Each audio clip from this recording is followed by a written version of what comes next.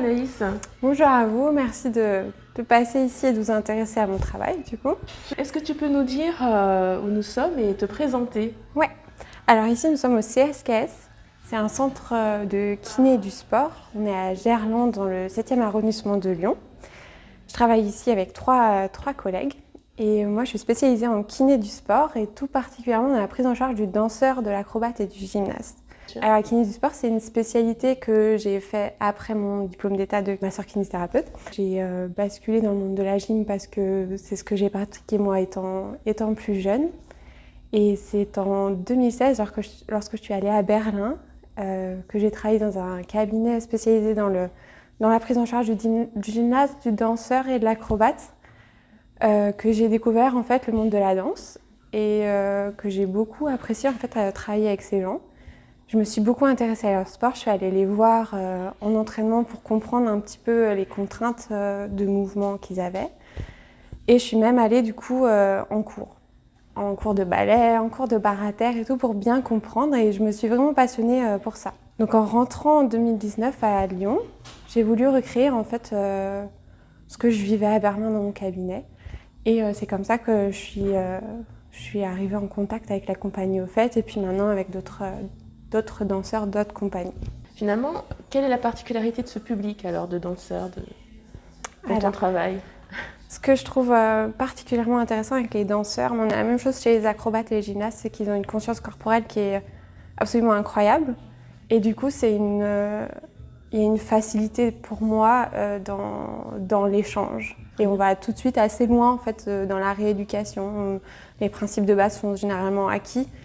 Et on a des gens qui ont envie de retrouver très rapidement leur état de santé optimal pour pouvoir remonter sur scène. Une des choses les plus importantes chez les professionnels de santé, que ce soit le médecin mais le kiné, on passe plus de temps avec eux, donc c'est d'autant plus important, c'est l'écoute. Pour moi, une des choses les plus importantes dans la prise en charge du sportif, en tant que professionnel de santé, c'est de créer en fait comme une équipe pluridisciplinaire autour du sportif. Donc, j'ai un bon contact avec le médecin du sport en qui j'ai confiance et qui est bien à l'écoute, qui fait de super diagnostics.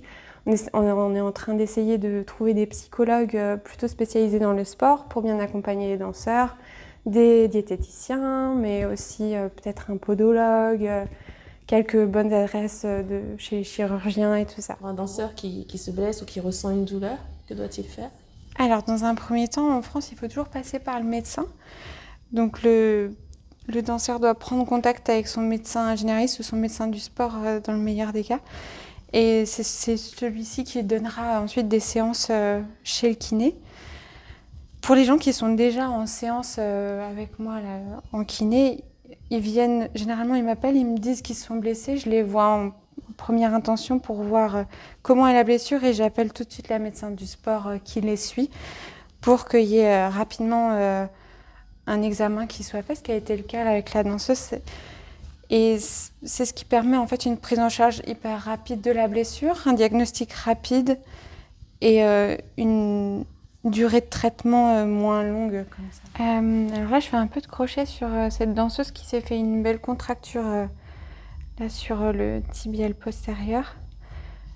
Ça permet en fait d'améliorer la trophicité locale et de décoller un peu les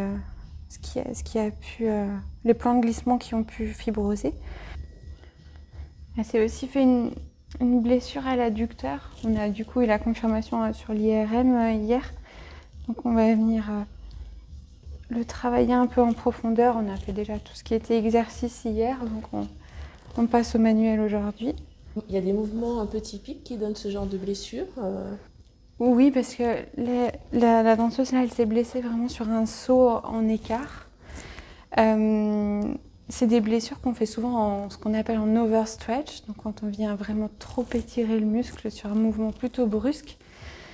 Et on vient faire ce qu'on appelle communément des déchirures dans le milieu médical, on appelle ça des lésions myo-aponevrotiques, et qu'il faut prendre en charge tout de suite. Parce qu'il y a des examens bientôt, donc il faut la maintenir en forme pour qu'elle puisse quand même danser. Elle ne peut pas arrêter complètement, comme on l'aurait fait avec quelqu'un qui n'est pas pro et qui a pas d'examen. Même un pro là qui avait pas d'examen, on l'aurait arrêté. Le danseur, oui, chez l'acrobate, c'est la même chose. On n'écoute pas vraiment son corps et on se dit, allez, je continue, j'y vais, j'ai un peu mal, mais je peux encore danser. Et j'essaie de les sensibiliser à ça, que non, c'est pas très normal d'avoir mal. La douleur, c'est un signal du corps pour dire stop, il y a quelque chose qui convient pas. Et je leur demande aussi de faire attention à leur état général et de me dire quand ils sont fatigués qu'ils ont tout simplement besoin d'un soin de récupération. Alors que si on va en équipe olympique et tout ça, on a tout ce qu'il faut autour, les massages, les cris au corps entier, tout ça pour récupérer. En danse, on n'a pas ces process-là. C'est pour ça que le vendredi soir, souvent, je récupère une ribambelle de danseurs et je passe mon vendredi à masser des jambes. Ils peuvent mieux récupérer le week-end et avoir un meilleur début de semaine au moins. Merci Anaïs. Avec plaisir.